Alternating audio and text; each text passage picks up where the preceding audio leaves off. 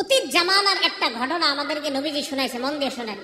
আসসালামু আলাইকুম। তাহলে আসুন আমরা হুজুরের মুখ থেকে এই সম্পূর্ণ ঘটনাটা শুনে আসি।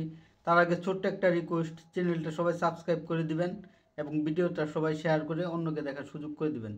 অতীত জামানার একটা ঘটনা আমাদেরকে নবীজি শোনাইছে, মন দিয়ে শোনেন। ক্বালা রাজুলুন, এক ব্যক্তি মনে মনে নিয়ত করছে, লা তাসাদ্দাকান্না বিসাদাকা, আমি আজকে রাতে সদকা করব, এই নিয়ত করছে একটা লোক। করার পর ফাখরাজা বিসাদাকাতিহি, রাতের বেলা সদকা নিয়ে বের হয়। সদকা নিয়ে বের হওয়ার পর ফাওয়াদাহা ফি ইয়াদিস সারিকিন, একজন চোরের হাতে সদকা দিস। সদকা নিয়ে বের হয়েছে, একজন চোরকে দিছে সদকা। তো এই লোকটা চোরের সদকা দেওয়ার পর বাসায় আসছে, আসার পর রাতের বেলা ঘুমায় গেছে। ঘুমায় যাওয়ার পর ফাসবাহু ইয়াতাহাদ্দাসুনা তুসাদ্দিকাল লাইলাতা আলা সারিক, জনগণ সকালবেলা বলা বলি করতে লাগলো রাতের বেলা একজন চোরকে সদকা করা হয়েছে। ওই লোকটা যখন এই কথা শুনলো, শোনার পর ওই লোকটা বলল, আল্লাহুম্মা লাকাল হামদু আলা সারিক, আল্লাহরে বললেন, আল্লাহ তোমার প্রশংসা, আমি একজন চোরকে সদকা করলাম, আমার তো জানা নাই। আমি নিয়ত করলাম লা আতাসাদ্দাকান্না বিসাদাকা, আজকে রাত্রে আমি আবার সদকা করব। রাতের বেলা সদকা নিয়ে বের হয়। ফাওয়াদাহা ফি ইয়াদি জানিয়া, দ্বিতীয় রাতে একজন ব্যভিচারিণী নারীর হাতে সদকা দিস। প্রথম দিন চোর, দ্বিতীয় দিন একজন ব্যভিচারিণী নারী, যে টাকার বিনিময়ে নিজের পবিত্র সতীত্ব বিক্রি করে বেড়ায়, এমন একজন নারীকে দ্বিতীয় দিন সদকা করছে। রাতের বেলা লোকটা ঘুমায়, সকালবেলা জনগণ বলা বলি করতে লাগলো, তুসাদ্দিকাল লাইলাতা আলা জানিয়া, রাতের বেলা একজন ব্যভিচারিণী নারীর হাতে সদকা করা হয়েছে। ওই লোকটা এবার আল্লাহর দিকে তাকায় বললেন, আল্লাহুম্মা লাকাল হামদু আলা জানিয়া, মাবুদ তোমার প্রশংসা, আমার তো জানা নাই আমি একজন ব্যভিচারিণী নারীকে সদকা করলাম। লা আতাসাদ্দাকান্না বিসাদাকা, আমি আবার নিয়ত করলাম আজকে রাতে আমি আবার সদকা করব। রাতের বেলা লোকটা সদকা নিয়ে বের হয়। রাতের বেলা সদকা নিয়ে বের হওয়ার পর ফাওয়াদাহা ফি ইয়াদি গনিহিন, 3 নাম্বার দিন একজন ধনী মানুষের হাতে সদকা দিস। এক ধনী মানুষ রাতের বেলা টাকার টেনশনে রাস্তায় হাঁটতেছে, এত টাকা পয়সা, রাতে টেনশনে ঘুম হয় না। এই ব্যক্তি কি করছে, রাতের বেলা রাস্তায় একজন লোকরে দেখছে, ওই বেটার হাতে সদকা দিয়ে দিস। ধনী মানুষও চিন্তা করতেছে ঘটনা কি, আমারে কি দিল, এ বুঝতেছে না, এ কিন্তু সদকা দিয়ে গেছে, মনে করছে ভিক্ষুক টিকুক রাত্রে হাঁটতেছে, দিয়ে দিস। রাতের বেলা ঘুমায় গেছে। সকালবেলা জনগণ বলা বলি করতে লাগলো, লোকটার কি সমস্যা? প্রথম দিন চোরের সদকা দিস, দ্বিতীয় দিন একজন ব্যভিচারিণী নারীকে সদকা দিস, তৃতীয় দিন এমন একজনকে সদকা দিয়েছে যাকে সদকা দেওয়া কোনো মতেই ঠিক না, একজন ধনী মানুষের হাতে সদকা দিস। এবার এই লোকটা আল্লাহর দিকে তাকায় বলে, আল্লাহুম্মা লাকাল হামদু আলা গানিয়িন, আল্লাহর কাছে বললেন, আল্লাহ আজকেও আমি জানতাম না আমি কাকে সদকা করলাম। প্রথম দিন একজন চোরকে দিলাম, দ্বিতীয় দিন একজন ব্যভিচারিণী নারীকে দিলাম, তৃতীয় দিন একজন ধনী মানুষকে দিলাম। আজকে আমার সদকা করার মতো অর্থ নাই, থাকলে আমি আবার আজকে সদকা নিয়ে বের হতাম।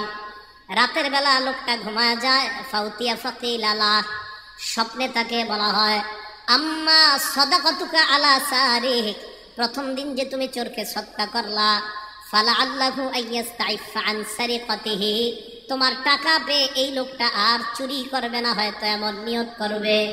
দ্বিতীয় দিন ব্যভিচারিণী নারীকে তুমি সদকা করলা, ফালা আল্লাহা আন তাস্তাইফা আন জিনাহা, এই নারীটা টাকার লোভে মূলত তার সতীত্ব বিক্রি করত। তোমার সদকার টাকা পাওয়ার পর নারীটা হয়তো চিন্তা করবে, আমি তো টাকার জন্য আমার সতীত্ব বিক্রি করতাম, টাকা তো কিছু পেয়ে গিয়েছি, আমি কেন আবার আমার নিজের সতীত্ব বিক্রি করব। 3 নাম্বার দিন ধনীকে সদকা দিলা, ফলে আল্লাহু আইয়াতাবিরা, ধনী মানুষটা হয়তো উপদেশ গ্রহণ করবে, আহারে কতদিন যাকাত দিলাম না, সদকা করলাম না, আজকে একজন মানুষ গরিব ভাইবা আমাকে সদকা দিয়ে গেছে, উপদেশ গ্রহণ করে এখন থেকে সে তার সদকা দিবে। স্বপ্নে জানায়া দেওয়া হয়, আমল আল্লাহর জন্য তুমি করেছিলা, কার কাছে দিয়েছ তোমার জানা নাই, আল্লাহ তোমার 3টা সদকা কবুল করে নিয়েছে। তাহলে আমাদের ইবাদত কার জন্য হতে হবে? আল্লাহর জন্য পরিশুদ্ধ হতে হবে, তাহলে আল্লাহ কবুল করে নেবেন। আচ্ছা, বুখারী শরীফের আরেকটা হাদিস শোনায় আপনাদেরকে, এটা মজার হাদিস। হাদিস নাম্বার 1422, মানে আগেরটা ছিল 1421, এটা 1422। এই হাদিসের ঘটনাটা বাপ ছেলে দাদা, ছেলে বাবা দাদা, ছেলে বাবা দাদা। বাকি হাদিসের পুরো ঘটনাটা হবে বাপের আর ছেলের কেন্দ্র করে, বাকি দাদার নামটাও আসবে। দেখেন কি কয়, ছেলের নাম মান, মিম আইন নুন, মান, মান কি নাম? মান। বাপের নাম ইয়াজিদ, বাপের নাম ইয়াজিদ, দাদার নাম আখনাস। এই মান ইবনে ইয়াজিদ বলেন, বায়াতু রাসূলুল্লাহ সাল্লাল্লাহু আলাইহি ওয়াসাল্লাম আবি ওয়া জাদ্দি, আমি আল্লাহ নবীর হাতে বায়াত হলাম, আমার বাবা বায়াত হলেন, আমার দাদাও বায়াত হলেন। বায়াত হওয়ার পর ফাখাতাবা আলাইয়া, আল্লাহ নবী এক বেটারে বললেন তোমার মেয়েটা এই ছেলেটার কাছে বিয়ে দাও। নবী নিজেই বিয়ের প্রস্তাব দিয়ে একটা মেয়েকে আমার সাথে ফানকাহানি বিয়ের ব্যবস্থা করে দেয়। তো বিয়ে হওয়ার পর আমার আব্বা ধনী মানুষ, আমি গরিব মানুষ, বাপে ধনী ছেলে গরিব, আলাদা হয়ে গেছে আর কি, ছেলে গরিব বাপে ধনী। তো বাপে কি করছে, ওনার আব্বার নাম কি? ইয়াজিদ। কানা আবি ইয়াজিদ আখরাজা দানারি ইয়াতাসাদ্দাকু বিহা, বাবা স্বর্ণ মুদ্রা নিয়ে বের হইছে সদকা করার জন্য গরিব মানুষে। ফাওয়াদাহা ইনদা রাজুলিন ফিল মসজিদ, মসজিদে গেছে, যাওয়ার পর এক ব্যক্তির হাতে দিয়ে বলল তুমি এক কাজ করবা, এই সদকাগুলা যাদেরকে যাদেরকে দেওয়া যায় তাদেরকে দিয়ে দিবা, স্বর্ণ মুদ্রা দিয়ে গেছে। ছেলে বলেন ফাজিতুহু, আমি ওই ব্যক্তির কাছে গেলাম। কার কাছে? আব্বা যার কাছে স্বর্ণ দিয়ে, আমি গরিব মানুষ, আমি যাওয়ার পর বললাম আমারে দেন। কার সৎকা? বলো তো সৎকাটা কার? বাপের। বাপে দিচ্ছে এর জন্য, আমারে দেন, নফল সৎকা। তুমি ওনারে দিছে, ছেলেরে দিছে। দেওয়ার পর ফাতাইতুহু বিহা, আব্বার কাছে আসছি স্বর্ণ নিয়ে। আমার আব্বা স্বর্ণ দেখে কয় কি ব্যাপার, এই স্বর্ণ তোমার কাছে কেন? আব্বা আপনারা দিতে বলছেন। আর তুমি কেন? ওয়াল্লাহি মা ইয়াকা আরাদতু, আমি তো তোমাকে দেওয়ার নিয়ত করি নাই। আব্বা আমি তো গরিব মানুষ, সমস্যা কি? নফল সৎকা, আমি তো জাকাত কিন্তু দেওয়া যাবে না, জাকাত ছেলে বাবাকে, বাবা ছেলেকে দেওয়া যায় নাই, এটা কিন্তু নফল সৎকা, মাথায় রাখবেন। আব্বা একটু নবীজির কাছে যাই, চলেন দুজন। চলো, নবীজির কাছে গেছে। কথা বুঝে আসছে তো আপনাদের? নবীজির কাছে যাওয়ার পর ফাখাসামতু ইলা রাসূলিল্লাহ, আমি নবীজিরে বললাম হুজুর এমন এমন ঘটনা। আল্লাহ নবী কয় ইয়াজিদ লাকামা নাওয়াইতা, তুমি সৎকার নিয়ত করেছো? কয় হ্যাঁ। কয় তুমি নিয়ত অনুযায়ী সব পেয়ে গেছো। ছেলেকে ডাক দিয়ে বললেন ওয়ালাকামা আখস্তা, তোমার বাবার সৎকা করা স্বর্ণগুলা তুমি নিয়েছো? কয় হ্যাঁ। কয় যাও এগুলা তোমার। তাহলে নিয়ত করছে, সৎকা কবুল হয়ে গেছে। আর এদিকে ছেলে নিছে, আল্লাহ নবী কয় বাপের কাজ বাপে করছে, তোমারটা তুমি করছো। তুমি গরিব মানুষ হিসাবে অন্তে সৎকা আনছো, তোমার বাবা ওই লোকের দিছে গরিব মানুষকে সৎকা করতে, তোমার বাবা নিয়ত অনুযায়ী সব পেয়ে গেছে, আর তুমিও গরিব মানুষ হিসাবে যেগুলা গ্রহণ করছো এটার মালিক তুমি হয়ে গেছো। তাহলে এবাদত শুদ্ধ হবে যদি এই এবাদতটা একমাত্র কারে সন্তুষ্ট করার নিয়ত থাকে? আল্লাহ, না হয় কিন্তু এবাদত কবুল হবে না। আচ্ছা, আরেকটা হাদিস শুনে আপনাদেরকে, মজার হাদিস, বুখারী শরীফের 2272 নম্বর হাদিস, 2272। এই হাদিস আপনারা অনেক সময় শুনছেন হয়তো, আজকে একটু শোনেন। ইনতালাকা সালাসাতু রাহতিন মিম্মান কানা ক্বাবলাকুম, আল্লাহ নবীর আল্লাহ নবী বলেন অতীত জামানার 3 ব্যক্তির ঘটনা আমাদেরকে শোনায়। নবীজি বলেন অতীত জামানায় 3 ব্যক্তি রাতের বেলা বের হয়, বের হওয়ার পর হাঁটতে হাঁটতে রাত গভীর হয়ে গেছে। তারা 3 জন চিন্তা করলো কি করা যায়, এত রাত বাসায় যাওয়া সম্ভব না, কোথাও আমরা রাতটা কাটাই, কাটানোর পর সকালবেলা আমরা বাসায় দিয়ে রওনা করব। যে নিয়ত ফাওয়াউল মাবিতা ইলা গারিন ফাদাখালুহু, একটা গুহার মধ্যে তারা ঢুকছে রাত কাটানোর জন্য। গুহায় ঢোকার পর তাদের নিয়ত আজকে গুহার মধ্যে রাতে ঘুমায় আমরা কাটায় দিব, সকালবেলা আবার বাসায় রওনা করব। গুহায় ঢুকছে, ফানহাদারাত সাখরাতুম মিনাল জাবাল, পাহাড় থেকে একটা পাথর আসছে, আসার পর ওই গুহার মুখে আইসা বসছে। ফাসাদ্দাত আলাইহিমুল গার, পুরা গুহার মুখটা পাথর বন্ধ করে দিস, পুরা গুহার মুখে পাথর। বেশি সময় স্থায়ী হয়ে গেলে মারা যাবে, অক্সিজেন যাবে না, খানা টানা তো কিচ্ছুই নেই, কেউ জানবে না, মারা যাবে। এই 3 জনে চিন্তা করতেছে ইন্নালিল্লাহ, এখন কি হবে? ফাকালু, 3 জন পরামর্শে বসছে। এটা মন দিয়ে শুনেন, আপনাদের সারা জীবনের জন্য, নিজেরা হয়তো শুনছেন কিন্তু আজকে এটা আমলের, প্রত্যেক দিনই আমলটা করতে পারেন। তারা 3 জন যে কথাটা বলছে এটা আমার আর আপনারও কথা হবে আজকে থেকে। 3 জনে বলতেছে লা ইউনজিকুম মিন হাদিহিস সাখরা ইল্লা আন তাদউল্লাহ বিসালিহি আমালিকুম, এই পাথর নামক বিপদ থেকে কোনো জিনিস আমাদেরকে উদ্ধার করতে পারবে না, একমাত্র আমাদের জীবনের খাঁটি কোনো আমল দিয়ে যদি আল্লাহর কাছে দোয়া করতে পারি, ওই দোয়ার বদৌলতে আশা করা যায় এই পাথর আল্লাহ সরায়া দিবেন। তাহলে আপনারা জীবনে ভালো কিছু কাজ করছেন আসি নিশ্চিত, তো মাঝে মাঝে আল্লাহরে বলবেন, আল্লাহ ওই দিন ওই কাজটা আমি তোমারে খুশি করার জন্য যদি কইরা থাকি, তো মাবুদ আমার এই আশাটা তুমি পুরা করো, এইভাবে বলা। তো তিনজন পরামর্শ করার পর কয় ঠিক আছে, আগে কে দোয়া করবে? তো একজন আগে দোয়া করবে। উনি বলতে লাগলেন আল্লাহকে, আল্লাহুম্মা কানালি আবাওয়ানে শাইখানে কাবীরান, আল্লাহ আমার দুইজন মা বাবা ছিল। মা বাবা দুইজন আছে কার কার? হাত তোলেন তো। দুইজনই আছে কার কার? হাত নামান। একজন আছে কার? মা অথবা বাবা? হ্যাঁ একজন। হ্যাঁ আচ্ছা, আমরা তো একটু কপাল খারাপ যারা আমাদের একজন, আর যাদের দুইজন আছে আপনাদের কপাল অনেক ভালো, এখনো ভাগ্য অনেক ভালো। হ্যাঁ যেন ওনারা থাকতেই জান্নাত কামাই করেন, ওনারা থাকতেই জান্নাত কামাই করে নেন, চলে গেলে কিন্তু আর পাবেন না সুযোগ। একদম বুঝে আসবে, বিশ্বাস করেন, থাকতে বুঝে আসবে না, চলে গেলে বুঝে আসবে, সত্যি কথা। রাসূল আকরাম সাল্লাল্লাহু আলাইহি সাল্লাম বলেন, ওই ব্যক্তি বলতে লাগলেন, আল্লাহুম্মা কানালি আবাওয়ানে শাইখানে কাবীরান, মাবুদ আমার মা বাবা বৃদ্ধ বৃদ্ধা, তিন ভাই ঢাকার শহরে থাকে, তিন ভাইয়ের মধ্যে এক ভাইয়ের কাছে মা বাবা থাকে, বাকি দুইজনের কাছে থাকে না। ওই দুইজনের বিবি আর ওই দুইজন চিন্তা করে বাঁচাইছে আল্লাহ, আব্বা আম্মাডারে ওইটার সাথে দিয়ে দিস, আমগো দুইজনরে আল্লাহ বাঁচাইছে। না না, আপনাদের দুইজনকে আল্লাহ ঠকাইছে, বাঁচায় নাই। আপনাদের এই মানসিকতা যে আমগো দুইজনের সাথে আব্বা আম্মা নাই, ওটার সাথে আছে কামরাঙ্গিচর বাসা ভাড়া নিয়ে থাকে, ওইটা আমরা দুইজন লালবাগ আছি, আল্লাহ বাঁচাইছে রে, আব্বা আম্মা ওখানে আছে, ওষুধপাতি যা আছে ওর কাঁধে দিস, ওর কাঁধে দেন নাই, ওরে আপনারা জান্নাতে যাওয়া সহজ করে দিয়েছেন।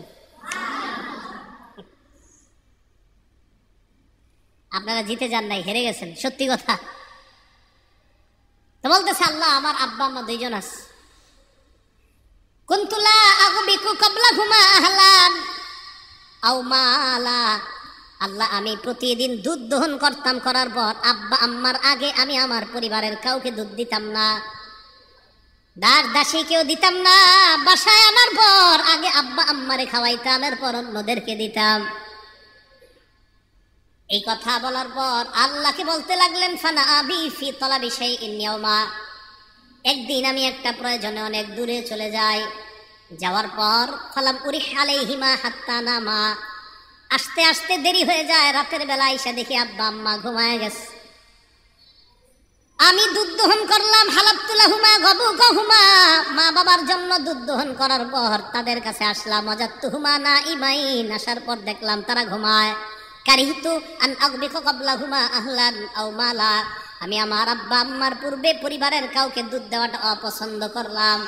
আমি চিন্তা করলাম কি করা যায়, ফালাবিস্তু ওয়াল কদাহ আলা ইয়াদাইয়া আনতাজিরু ইনতি ইস্তিকাজিহিমা, আমি সারা রাত মা বাবার সামনে দাঁড়ায় রইলাম, জাগ্রত হওয়ার অপেক্ষায় দুধের পেয়ালা আমার হাতের মধ্যে রাখলাম, দুই হাতের মধ্যে পেয়ালা নিয়ে আমি দাঁড়িয়ে রইলাম, হাত্তা বারাকাল ফাজরু, ফজরের সময় যখন হয়ে যায়, আব্বা আম্মা জাগ্রত হওয়ার পর সারিবা গাবু কাহুমা, আমার আব্বা আম্মা আমার থেকে দুধ নিয়ে দুধ পান করেছে।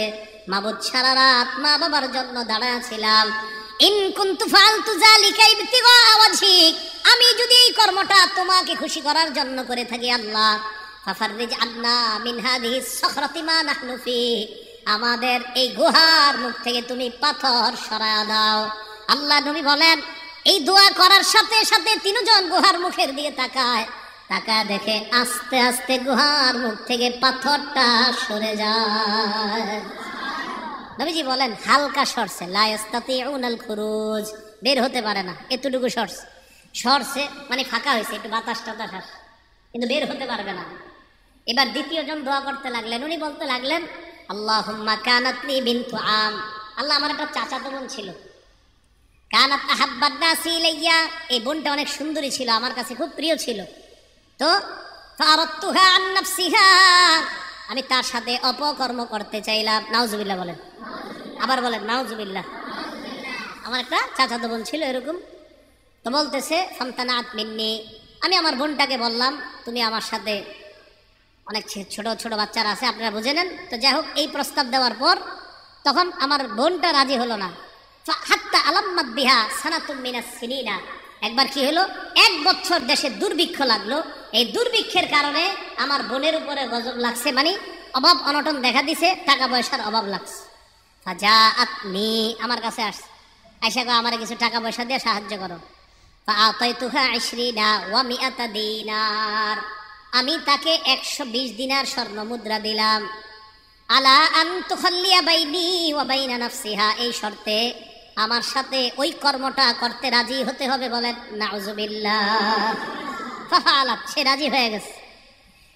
রাজি হওয়ার পর হাত্তা ইযা কাদারতু আলাইহা, আমি যখন পরিপূর্ণ সুযোগ গ্রহণ করলাম, করার পর আমি যখন তার সাথে এই অন্যায় কর্মটা করব, বোনটা আমার দিকে তাকায় কয় লা উহিল্লু লাকা হাত্তা তাফুদ্দাল খাতামা ইল্লা বিহাক্কি, আমার মোহর ভাঙ্গার অনুমতি আমি তোমাকে দিতে পারি না, তোমার জন্য বৈধ মনে করি না। তুমি চাইলেই অপকর্মটা করতে পারো, তবে আমার মোহর আছে একটা, ওই মোহর আনা দিয়ে কোনো পুরুষ এখনো আমাকে বৈধ করে নাই, তুমিও বৈধ করো নাই।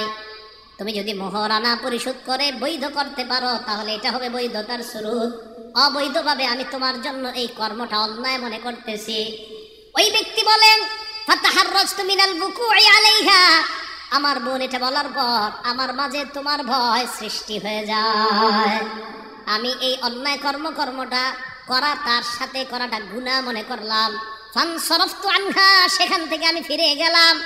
ওয়া তারাক্তুল্লাযী, আমি যে স্বর্ণ আমার বোনকে দিয়েছিলাম এটাও বললাম। অপকর্মের তো প্রশ্ন আসে না, 120 দিনার স্বর্ণ তোমাকে দিয়েছিলাম, এটাও আমাকে ফেরত দিতে হবে না। আল্লাহ, আমি যদি তোমাকে খুশি করার জন্য সেদিন এই অন্যায় কর্ম থেকে ফিরে আসি আর এই টাকাগুলা মাফ করে দিছি, মাবুদ যদি তোমাকে খুশি করার জন্য হয়ে থাকে, আমাদের এই গুহার মুখ থেকে তুমি পাথর সরায়া দাও। নবীজি বলেন তারা তাকায় দেখে আস্তে আস্তে পাথরটা আর একটু সরে যায়, গায়রা আন্নাহুম লা ইস্তাতিউনাল খুরুজ, তবে বের হওয়ার মতো এখনো সরে না। সরস, বাকি আছে কয়জন? এই একজন কয় আল্লাহুম্মা ইন্নী ইস্তাজারতু উজারা, আল্লাহ আমি শ্রমিক নিয়োগ দিয়েছিলাম কাজে, ফাআতাইতু আজরাহুম, শ্রমিকদেরকে তাদের পারিশ্রমিক দিয়ে দিয়েছি। গায়রা রাজুলিন ওয়াহিদ, একজন ছাড়া, এক ব্যক্তি তার পারিশ্রমিক না গিয়ে চলে গেছে। হাদিসে আসছে ওয়া তারাকাল্লাযী লাহু ওয়া যাহাবা, তার পারিশ্রমিক না নিয়ে এসে চলে গেছে।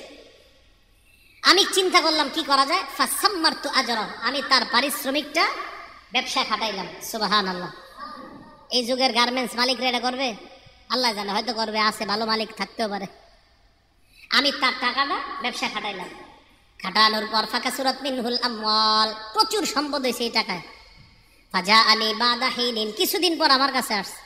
আসার পর কয় আদ্দি ইলাইয়া আজরি, আমার পারিশ্রমিক দাও। আমি তাকে মাঠের কাছে নিয়ে গেলাম। নিয়ে যাওয়ার পর মাঠের দিকে তাকে বললাম তুমি মাঠের দিকে তাকাও। তো মাঠে তাকাইছে। তাকানোর পর দেখে ওট, গরু, ছাগল, বেড়া, বকরি, দুম্বা, অনেক কিছু দেখা যায়। আর ওই জামানায় দাস দাসী এগুলাও দেখা যায়। ওই ব্যক্তি কয় আমাকে এইখানে কেন আনলা? শ্রমিককে মালিক জবাব দেয় কুল্লু শাইইন মা তারা মিনাল ইবলি ওয়াল বাকরি ওয়াল গনামি ওয়ার রাকিক, এই যে গরু, ছাগল, ওট আর দাস দাসী যা দেখো সব তোমার। সুবহানাল্লাহ। এখন কথাটা শুনেন, হাদিসের কথা। ওই লোক কয় কি আতাস্তাহজিউ বি, আপনি কি আমার সাথে উপহাস করেন, ঠাট্টা করেন নাকি? ওই লোক জবাব দেয় ওয়াল্লাহি লা আস্তাহজিউ বিকা, আল্লাহর কসম আমি ঠাট্টা করছি না, সব তোমার। সেদিন তোমাকে খুশি করার জন্য যদি করে থাকি, লোকটাকে সব আমি দিয়ে দিলাম।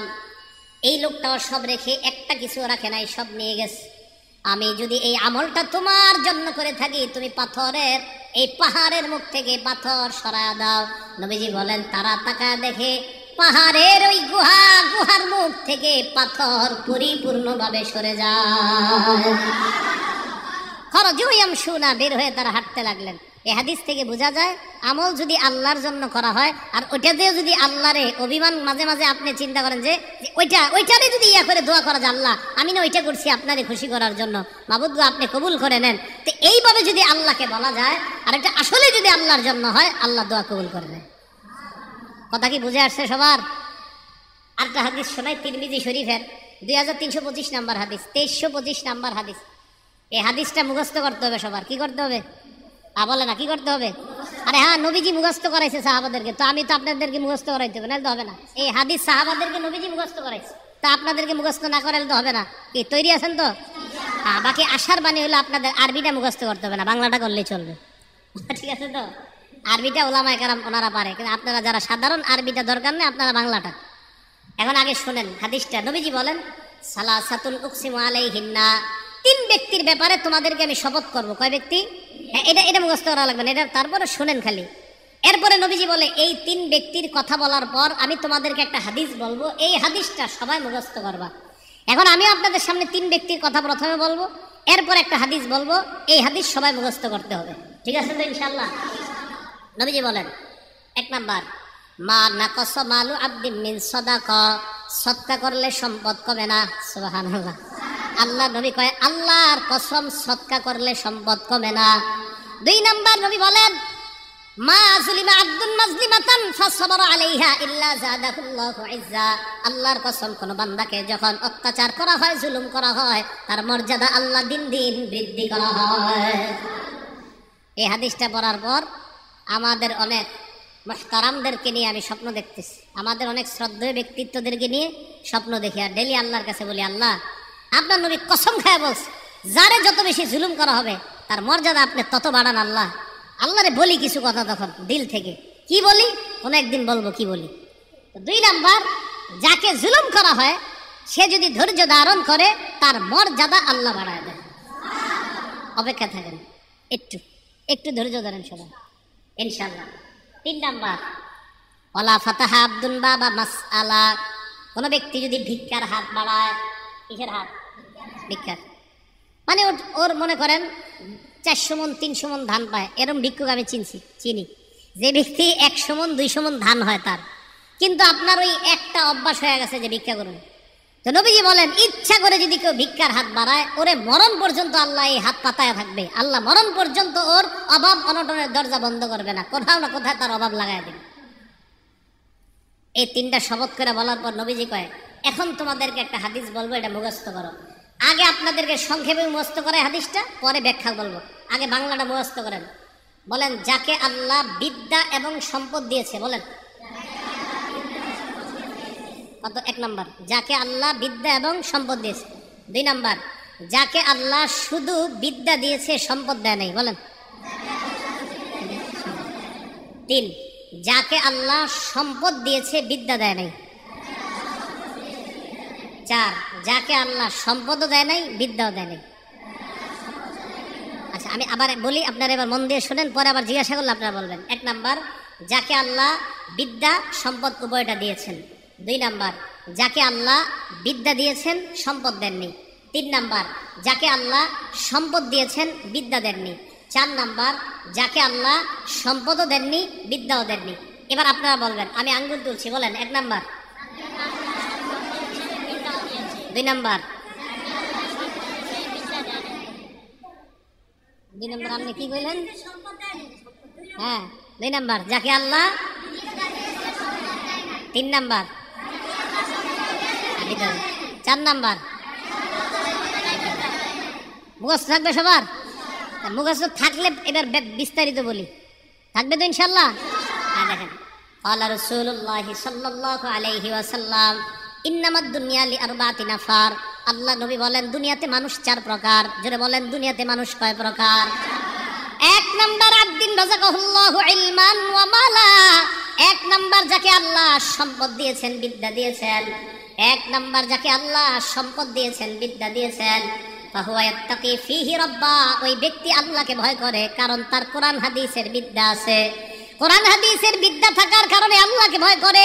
ওয়ায়াসিলু ফীহি রাহিমা, আল্লাহর জন্য ওই ব্যক্তি আত্মীয়তার সম্পর্ক রক্ষা করে। ওয়ায়ালামু আন্না লিল্লাহি ফীহি হাক্কা, টাকা আছে আর কোরআন হাদিসের বিদ্যা থাকার কারণে ওই ব্যক্তি বুঝে আমার এই সম্পদের মাঝে আল্লাহর হক আছে। তাহলে 1 নাম্বার, যাকে আল্লাহ বিদ্যা দিয়েছেন সম্পদ দিয়েছেন।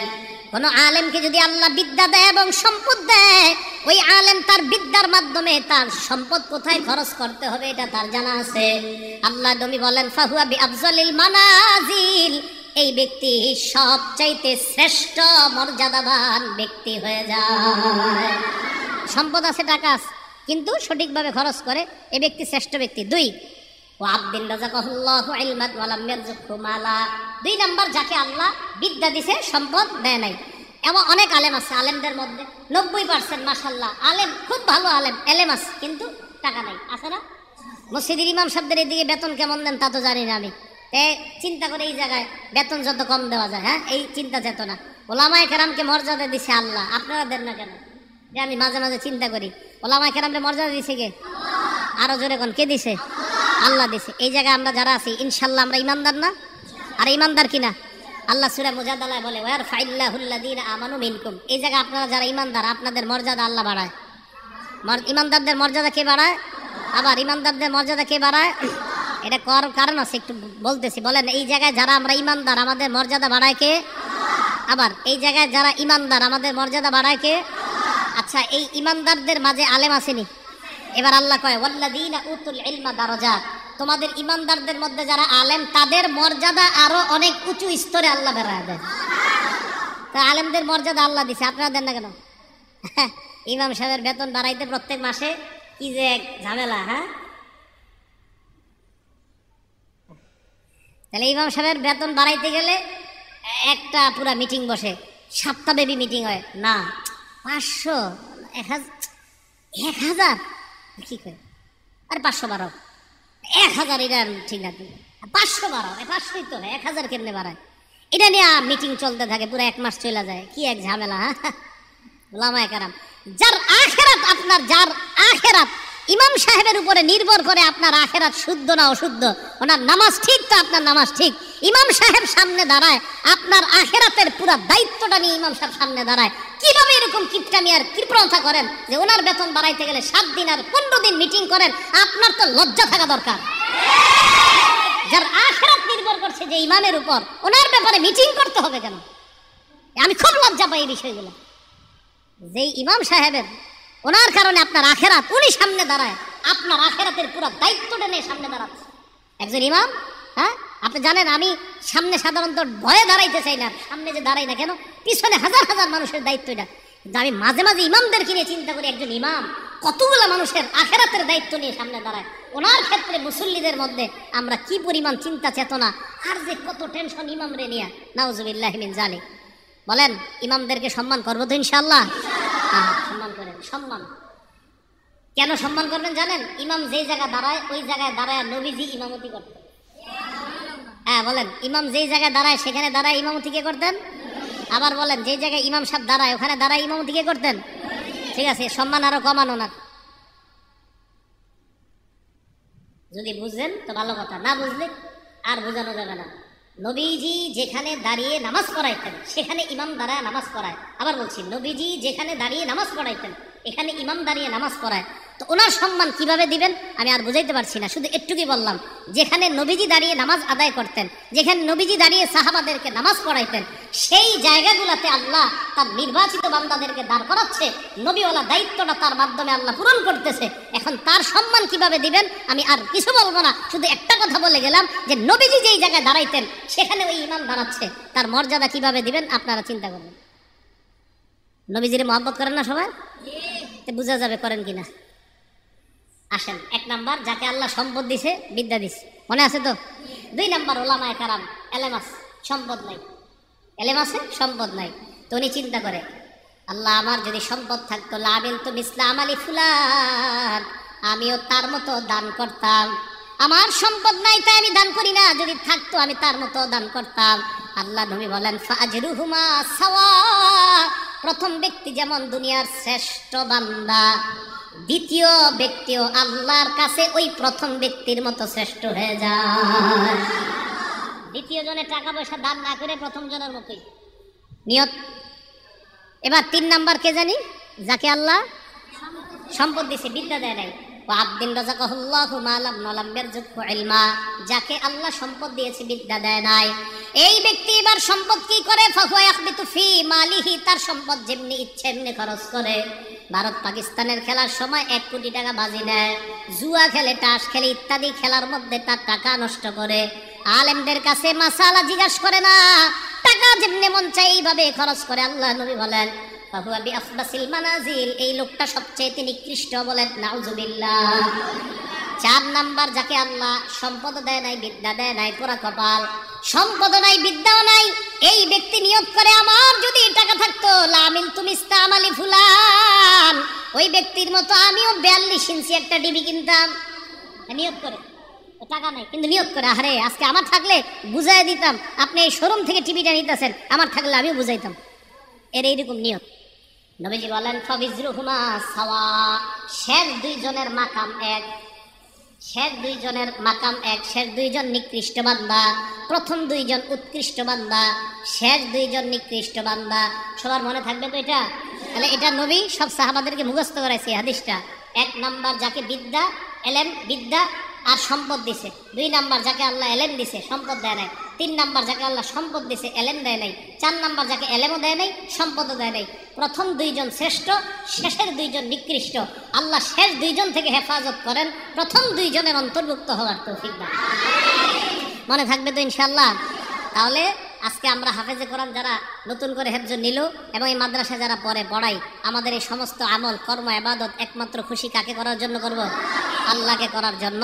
আল্লাহ পাক রব্বুল আলামিন আমাদের সকলকে ইখলাসের সাথে যে কথাগুলো আমরা শুনলাম, আচ্ছা এতক্ষণ যে আমি বয়ান করছি এটা নিয়ত সঠিক করে শুনছেননি তো? কি বয়ান করলাম? এত বয়ানে তো করলাম সব আমল করতে হবে নিয়ত সঠিক করে। এতক্ষণ যে ওয়াজ করছি এটা নিয়ত সঠিক ছিল নি?